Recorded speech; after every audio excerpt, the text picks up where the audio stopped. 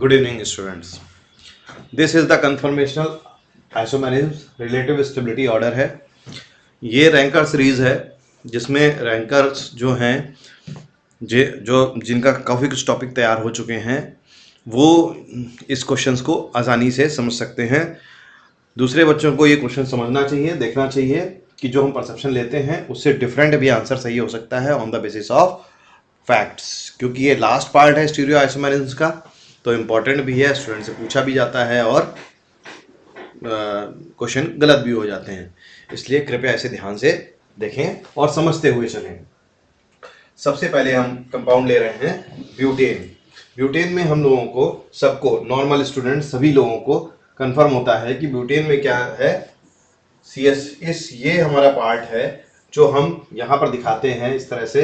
एक आगे कार्बन है और एक पीछे कार्बन है. इस कार्बन में एक CH3 ग्रुप लगा हुआ है, इधर वाले एक CH3 ग्रुप लगा हुआ है. तो इसको इस पार्ट से देखते हैं कि यहाँ पे इथीन दिखाई दे रहा होता है ये, और इसके पीछे वाला कार्बन इथीन के फॉर्म में दिखाई दे रहा होता है, और ये CH3 लगा हुआ है.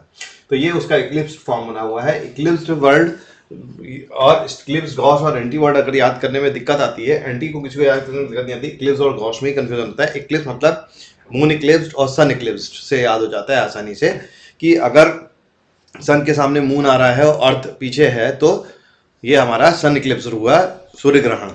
ठीक है. और जब सूर्य और पृथ्वी के बीच में चंद्र आ रहा है तो सूर्य ग्रहण, और जब सूर्य और चंद्रमा के बीच में पृथ्वी आ रही है तो इट इज ए चंद्र ग्रहण. चंद्र को ग्रहण लग गया. तो सन इक्लिप्स्ड और मून इक्लिप्स्ड मतलब इक्लिप्स्ड मतलब एक के पीछे एक छुप रहा है. कौन छुप रहा है?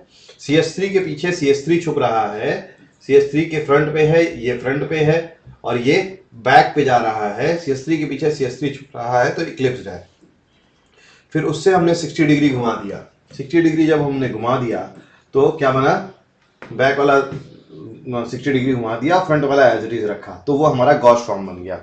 अब और हमने 120 डिग्री घुमा दिया. पहले इनिशियल पोजीशन से 180 डिग्री घुमा करके हमने एंटी फॉर्म बना ली. अब हम देखते हैं कि कहाँ पर फैक्टर स्टेबलाइज करने वाले फैक्टर होते हैं. आप जानते हैं, आसान है आपके लिए, कि यहाँ पे van der Waals force of repulsion सबसे ज्यादा है. Wonder Waals force of repulsion molecules के उस फॉर्म को डीस्टेबलाइज करेगा, तो इसकी स्टेबिलिटी सबसे कम होगी. स्टेबिलिटी के टर्म में सबसे कम होगी. तो wonder Waals force of repulsion सबसे ज्यादा कहाँ, सबसे कम कहाँ पर है? अगर यहाँ सबसे ज्यादा रिपल्शन है, wonder wall of force of repulsion यहाँ पे सबसे ज्यादा है, ठीक है, हाईएस्ट है, तो सबसे कम कहां पर है? चेक करते हैं. यहाँ पे H से wonder Waals force of repulsion, H से, और CH3 से. यहाँ पे क्या है? ये CH3 का wonder Waals force of repulsion है, लेकिन 60 डिग्री एंगल पर H के साथ और H के साथ. यहाँ पर CH3 का रिपल्शन है H के साथ और H के साथ. यहाँ पर हम हमारा देख रहे हैं कि हम CH3 का CH3 के साथ और H के साथ, तो CH3 का H के साथ है यहाँ पर, और यहाँ पे CH3 का CH3 और H के साथ है. तो उसी तरह से ये wonder Waals force of repulsion comparatively ज्यादा हुआ विद रिस्पेक्ट टू दिस, और सबसे ज्यादा यहाँ पर, क्योंकि आगे पीछे इक्लिप्स पोजीशन पे ही van der Waals force of repulsion था. तो इसलिए गॉस फॉर्म और एंटी फॉर्म में ज्यादा स्टेबल कौन सी होगी? मोर स्टेबल होगी यहाँ पर एंटी. तो सबसे स्टेबल कौन सी हुई? क्योंकि लीस्ट रिपल्शन है, लीस्ट रिपल्शन, तो सबसे स्टेबल एंटी पोजीशन आई. तो ब्यूटेन साइक्लो, ये ब्यूटेन के केस में कहेंगे कि anti is more stable then Gauss and Eclipse, Gauss comma eclipsed. मैं दो पार्टों में हमेशा क्वेश्चन करने की कोशिश करता हूं क्योंकि बच्चों को आसानी से समझ में आए.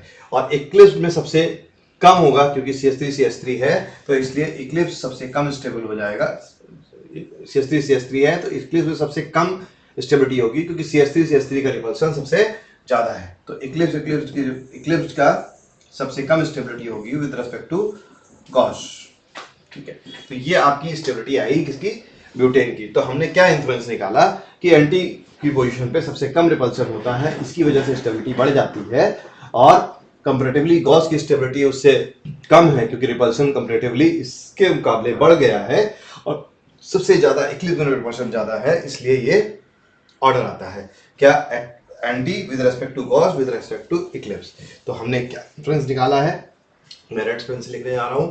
Anti with respect to gauche with respect to eclipse. क्या ये कॉमन इन्फ्रेंस जो हम निकाल रहे हैं, क्या ये हमेशा निकलेगा? कॉमन वे में नॉर्मल ग्रुप्स के लिए ये सही होता है, लेकिन कभी कभी और भी फैक्टर रिस्पॉन्सिबल होते हैं जो मॉलिक्यूल को स्टेबलिश करते हैं। तो वीडियो या क्लास का जो सार है वो अब शुरू होता है यहाँ पर कि किस प्रकार से स्टेबिलिटी का ऑर्डर चेंज हो सकता है अगर फैक्टर चेंज है, या सेम हो सकता है अगर फैक्टर उसी ऑर्डर में स्टेबलाइज कर रहा है। It depends on the data, it depends on the stability of the molecule, it depends on the factor involved. तो अब देखते हैं, ये है हमारा meso tartaric acid. Meso tartaric acid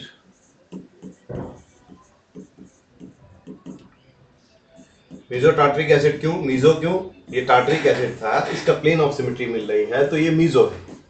ठीक है, तो यहाँ पे मीजो टार्टरिक एसिड है। मीजो टार्टरिक एसिड को जब हमने इस COH को उठा करके ऐसे घुमाया और ऐसे लेकर के आए, एक ऐसे घुमाया और ऐसे लेकर के आए, तो जाहिर सी बात है कि ये इस तरह से बन जाएगा। ठीक है, इस मॉलिक्यूल को उठा करके ऐसे किया और ऐसे घुमा दिया, तो OH जो ऐसे बाहर की ओर निकले हुए थे वो आगे आ जाएंगे, या दूसरी डायरेक्शन में ऐसे करके ऐसे लेके आए तो पीछे चले जाएंगे। अब ये कॉन्फ़िगरेशन तो आपको इमेजिन करना पड़ेगा, वीडियो में एक्सप्लेन करना आसान नहीं है। दूसरी वीडियोज इसके लिए बना रखी हैं, आप उसको रेफरेंस स्लिप के रूप में ले सकते हैं। लेकिन यहाँ पर भी हम आपको प्लेन ऑफ सिमेट्री और नॉर्मली दिखा सकते हैं और मीजो उसका लॉजिक समझा सकते हैं कि ये देखिए ये प्लेन ऑफ सिमेट्री है जो कि मॉलिक्यूल को पूरे मॉलिक्यूल को कायरली इनएक्टिव कर रही है, कायरली जो है वो अकायरल कर रही है। कायरल सेंटर होने के बावजूद भी मॉलिक्यूल पूरी तरह से अकायरल कर रही है प्लेन ऑफ सिमेट्री की वजह से। अब ये OH ग्रुप है, इसको हमने एक कॉन्फ़िगरेशन चेंज कर लिया। कैसे चेंज किया? ये मॉलिक्यूल को ये रोटेशन किया हमने, तो ये नीचे COH आ गया है और ऊपर H और OH चला गया है। ये H हो गया और ये OH हो गया। अब हमने OH को खोल करके यहाँ पर लिखा हुआ है, ये देखिए OH खोल करके लिखा हुआ है। OH को जब खोल करके लिखा है तो साथ साथ ये दिखाया गया है कि यहाँ पर ऑक्सीजन, कार्बन, ऑक्सीजन और हाइड्रोजन, ये 6 मेंबर, ये रिंग बन गई है। ऑक्सीजन, कार्बन, ऑक्सीजन और हाइड्रोजन 6 मेंबर रिंग बन गई है। यहाँ पर ये डायपोल जनरेट हो रहा है, डेल्टा माइनस और डेल्टा प्लस, और यहाँ पर ये डेल्टा प्लस हाइड्रोजन है और ऑक्सीजन अपने पास सिंगल बॉन्ड के थ्रू डेल्टा माइनस और डेल्टा प्लस बना रहा है। और यहाँ पे डायपोल इंटरेक्शन हो रहा है, क्योंकि यहाँ पर एक स्पेशल केस है कि हाइड्रोजन इन्वॉल्व है, तो यहाँ पे हाइड्रोजन बॉन्डिंग इन्वॉल्व हो रही है और 6 मेंबर हाइड्रोजन रिंग बन रही है, तो ये ज़्यादा स्टेबल हो जाएगा। लेकिन ये फॉर्म कौन सी है? ये फॉर्म है जिसमें COH एक दूसरे COH से एंटी पोजिशन पर है, तो ये एंटी पोजिशन है। ठीक है, तो एंटी पोजिशन के लिए मिनिमम रिपल्शन ही एक फैक्टर नहीं है, यहाँ पर हाइड्रोजन बॉन्डिंग भी है। जैसे पीछे केस लिया था उससे ज़्यादा कंपैरेटिवली स्टेबल होगी ये पोजिशन, क्योंकि यहाँ पर हाइड्रोजन बॉन्डिंग इन्वॉल्व है। तो कंपैरिजन देखेंगे तो ये कंपैरेटिवली ब्यूटेन के एस्पेक्ट में ज़्यादा स्टेबल है, क्योंकि यहाँ पे van der Waals force of repulsion ही केवल रिस्पॉन्सिबल नहीं है, इसके साथ साथ हाइड्रोजन बॉन्डिंग भी एंटी को स्टेबल करने के लिए रिस्पॉन्सिबल है। अब इस पॉइंट पे आते हैं कि anti is more stable with respect to other forms. Anti is more stable to gauche और इक्लिप्स्ड।